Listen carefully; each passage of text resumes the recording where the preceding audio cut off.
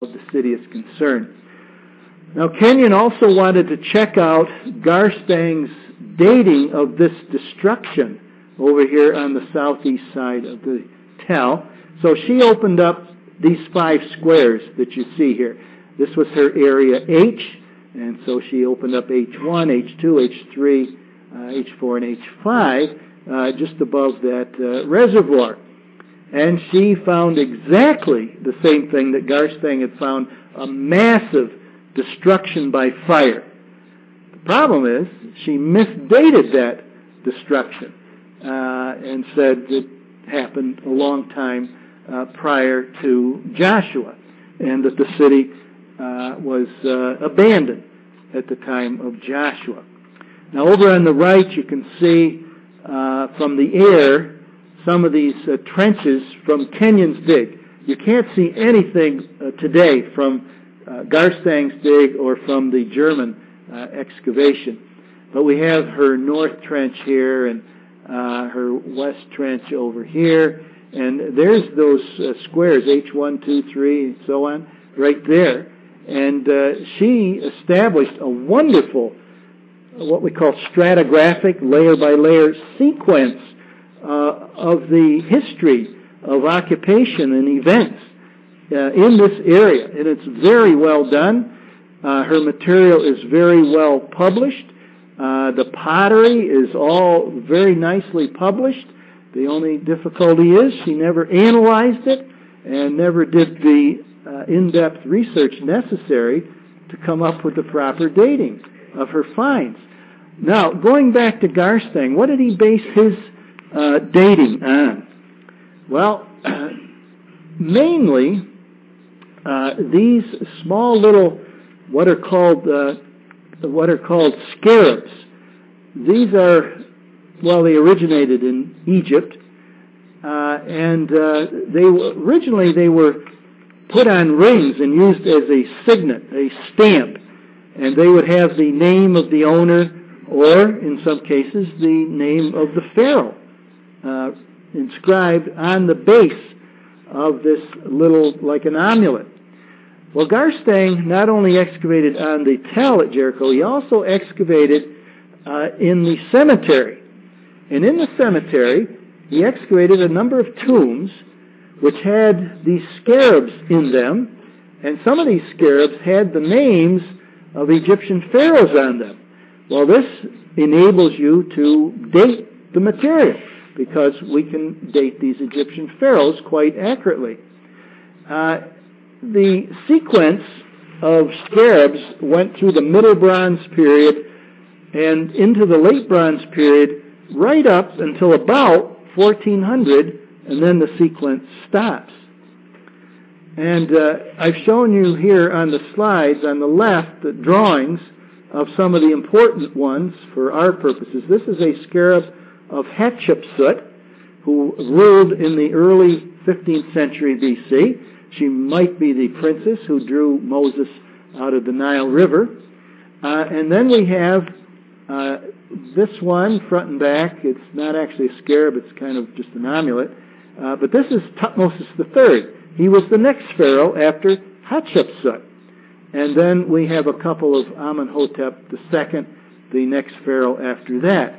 And the pharaoh of the Exodus would have to be either Thutmose III or Amenhotep II. It's kind of hard to tell exactly which one it would be, but one of these pharaohs in the middle of the 15th century B.C.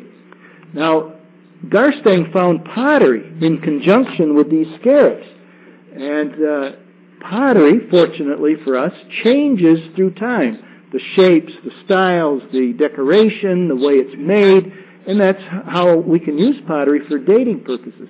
So he found a certain type of pottery in the tomb, along with these scarabs, which indicated that that pottery dated to the 15th century B.C.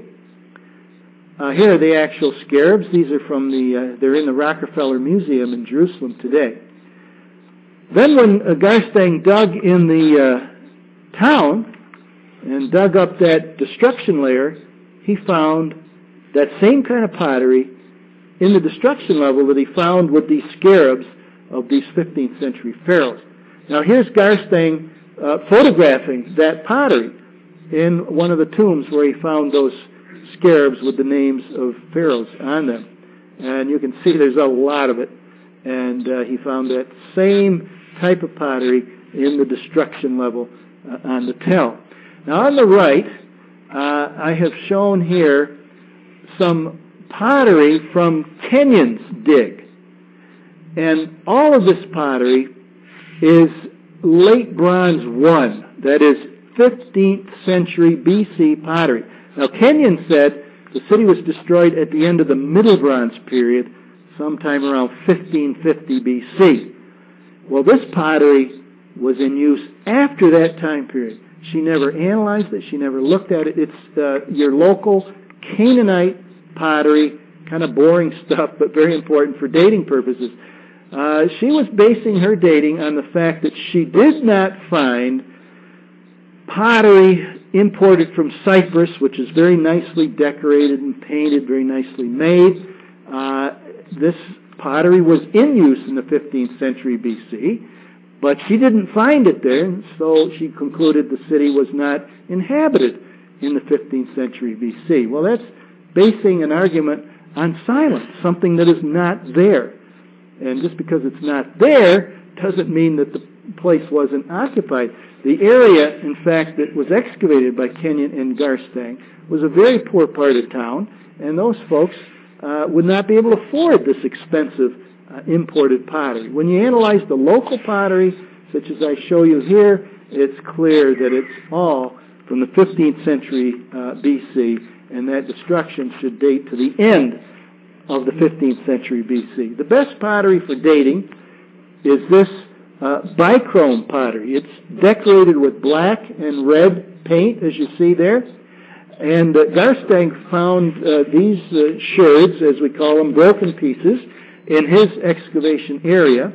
And this pottery was only in use at the end of the 15th century BC.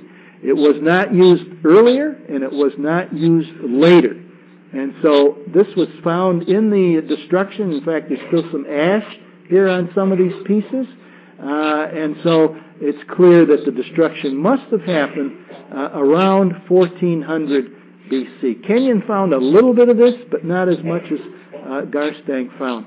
Then the other evidence that Garstang used was the fact that Jericho is not mentioned in the Amarna letters. The Amarna letters are a group of documents found in Egypt that originated in Canaan. The kings in Canaan wrote these letters back to the Pharaoh in Egypt, and they all come from about a 20-year period around the middle of the next century, the 14th century, around 1350 BC. And these letters talk about